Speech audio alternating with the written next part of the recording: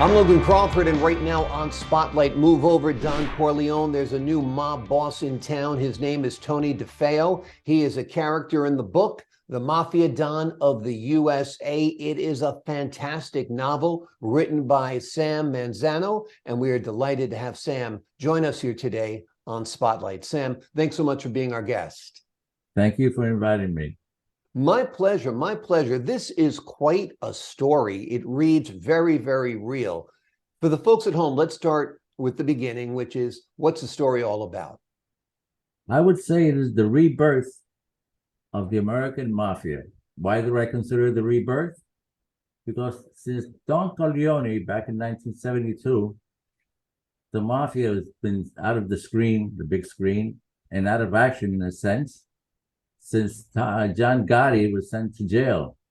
You haven't heard nothing about the American Mafia, which is part of our society, since the first picture was made in 1930 by Robert G. Robinson, Little Caesar. And it's always been part of our lives. The American society enjoys it. And it is real life, the real intrigue, real people with real, the difference is it's a crime organization. Gradually, it's been phased out completely.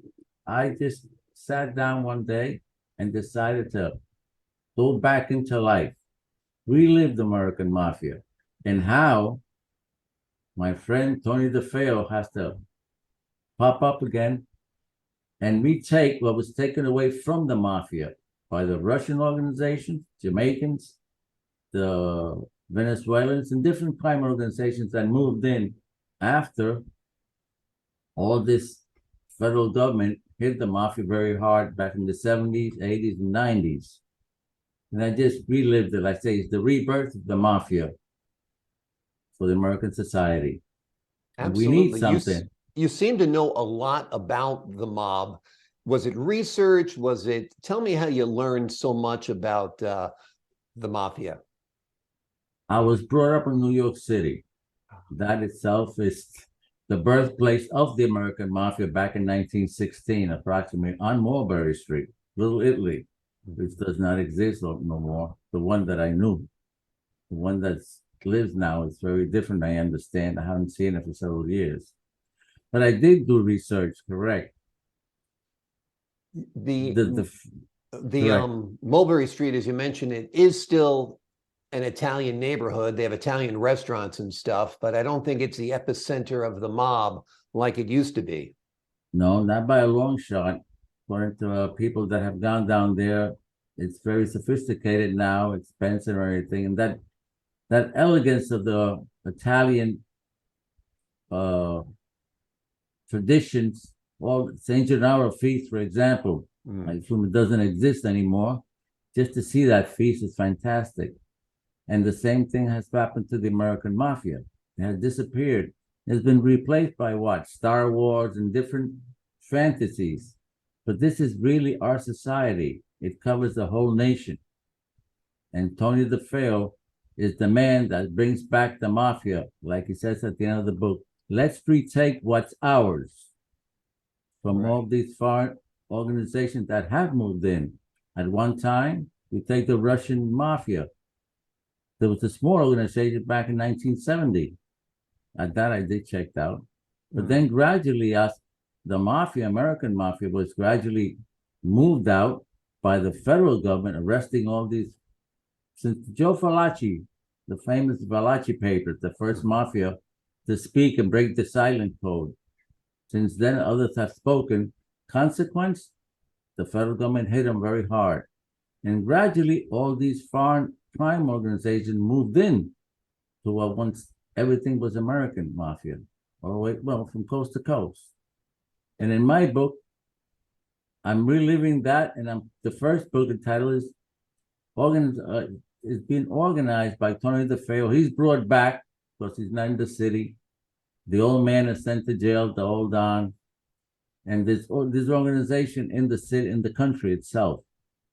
That's why I emphasize it's the rebirth of the American Mafia, getting back what they had at one time and has been taken away from them. I'm sure our society will enjoy it. They're going to live it again like they lived all those famous films that we had in the past. Like I said, the first one back in 1930, then the famous Godfather, and before that, many more that really enjoyed our lives. And how can I say, I have memories of those era back in the 50s and the 60s when I was growing up in New York City. You know, it's funny because the mafia obviously is a crime organization, but in some ways they're better than the alternatives. They only really wreaked havoc on people that they were doing business with directly. There was a code of ethics. Today, the criminality and the criminals are kind of out of hand. They almost need a Tony Defeo to make things run a little more smoothly and a little less violently. To put the house in order, shall we Exactly. say, respect, even though it's crime, but you have to have order, a code. You can't bully the people just because you're in that organization. The mafia had that code, and they had for many years. It was against the law, but they ran a very tight ship because it's very, very well organized, by the famous Tony, what was his name? Lucky Luciano. Right. He was the first godfather, we could say. And there was also Albert Anastasia. He was another man in that era. And many, many other of them. But I believe this is the rebirth. I emphasize in that word, the rebirth, because it will bring memory to a lot of people, to the new generation that don't know what the mafia is. It's Right. something else very new for them. Star Wars, they're going to see real people organized, working against the law. But there's a lot of people that are working against the law, and they're not crime. Yeah, absolutely. If this was going to be a movie, who would you cast as Tony Defeo? Mark Wahlberg. Wow. He's a pretty powerful actor. That gentleman, when I created this man, Tony Defeo, and I always thought of this gentleman, Mark Wahlberg, since I saw the first film, the Italian Job, maybe? The Italian Job, I think it was. I remember exactly. But he played fantastic. I always remembered him. And that's in the part of Tony DeFeo and his best and loyal friend, Joe Pagano, or Jason. Jason's with the Jason Statham. That's his last name. Absolutely. Those are the two characters. As I wrote the book, I've held both of these gentlemen in my mind. I created them to their image, the way they act, the way they talk. Right. And they fit right into those places. Wonderful. I did more homework, but that I'll leave for later. Can't put everything on that. Exactly. But I believe this is good. How long have you been out of New York City, Sam? I left New York City back in 1969. Wow. And you relocated to Puerto Rico then, or where did you go? I relocated to Puerto Rico, and I started to work in insurance, worked in the banking industry, worked with AT&T when they were owners down here of our phone company. But I've always kept track of New York City. I kept track of everything in the United States, be it crime or politics and everything. I was raised there, and I think like an American citizen from New York City. You don't just wash that off because you moved out. It's in your blood. Absolutely. What neighborhood of New York were you raised in? I was raised in Chelsea District. Okay. On the west side, 26th Street, 8th and 9th. That was Irish. Right. That was Irish Mafia. Gotcha. Yeah, there's gangs, the gangs of New York. There's all gangs in New York, correct. Particularly in that era. There were, Spanish gangs, Irish gangs, Italian gangs, and it kind of added to the flavor of New York. Now, are you Italian American? No, I'm Puerto Rican. Oh, okay. What I looked up, funny thing, I started looking up my last name. My ancestors came from Spain. Okay. But I'm a very curious man. I love to read history and so forth. So I kept on looking and looking and looking. And I found out that I traced my name Manzano outside of Venice. and there is a town or a city by the name of Manzano up in Italy. Yeah. And in the era, I followed my roots, shall we say. Interesting. I thought the Italian-American connection might be your interest in the mafia, but it's an interesting organization regardless of your ethnicity, that's for sure. And you have more books coming out about Tony Defeo? Yes, it's a three. There should be three books. The second book is already started. I was delayed due to personal situation, but everything is in my mind. Yeah. The whole story from first to the end. Wonderful. And I believe Tony Defeo will bring a new blood, a new figure, just like Don Corleone did it with The Godfather. And if it comes a film and Mark is the actor, I'm sure it will be a big hit. I'm sure. I It'll be think a so too. sensational. I think he would bring like an energy to the role that somebody like De Niro doesn't have anymore. De Niro's kind of aged out of that role, but somebody who's younger, more vital, like Mark Wahlberg, I think would bring a lot to the film.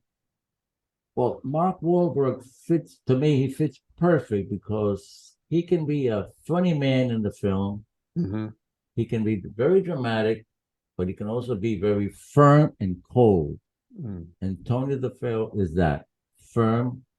And he always says, I never repeat anything twice. That's just one of the famous phrases that he uses. Yeah. I studied dramatic arts for about 4 years with Telly Savalas. That's why I love acting. I love everything I do. I really enjoy it. And that's why, based on that acting experience that I've had, that I followed, I picked this gentleman for that part. And Jason for Sam, I just picked him out of the blues. I knew who they were the moment I started to write this book. And I hope, God willing, that everything falls in for them. Yeah.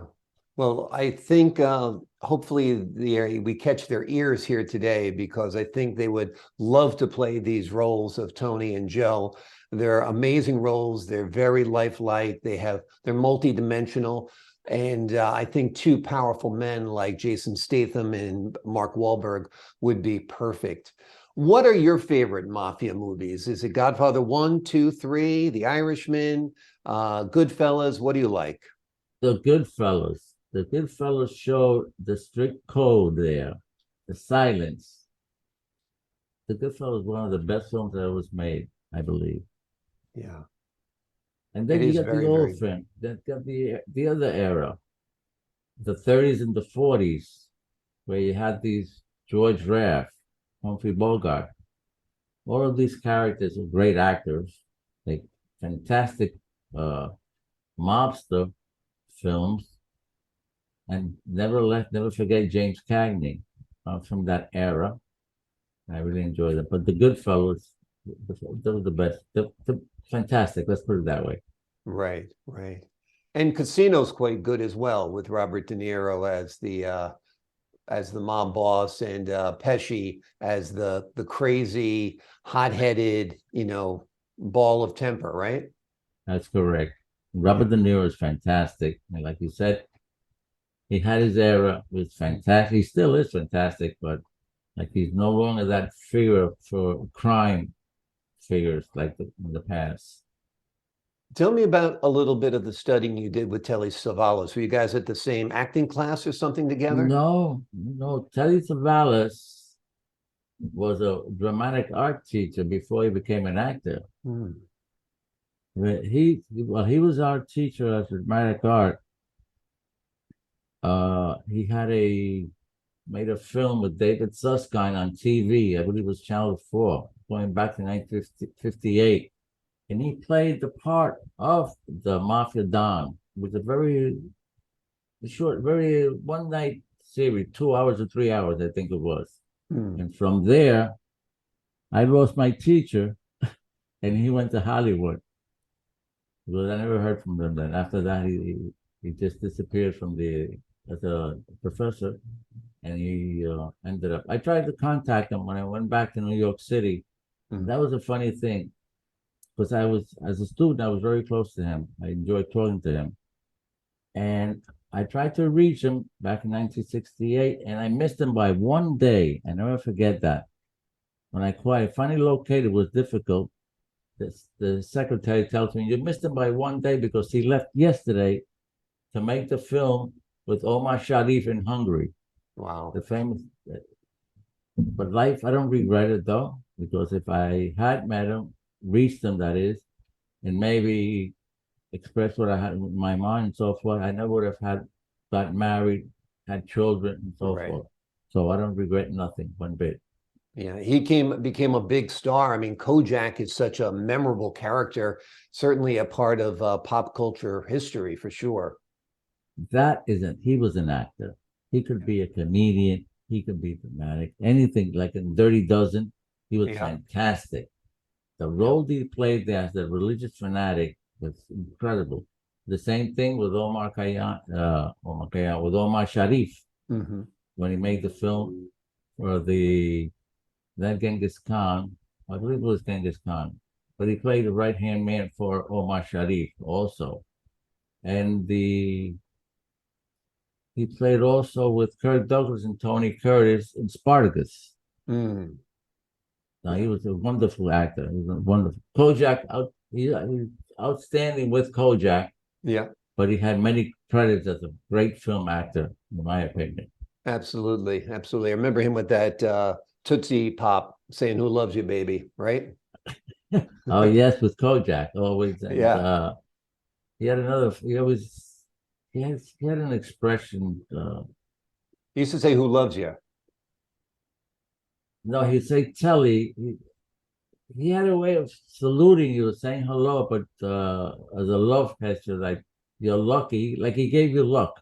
I Right. remember he had that little gesture, but he Yeah, was fantastic, man. Just like Lee Marvin and so forth, great actors we had in the past.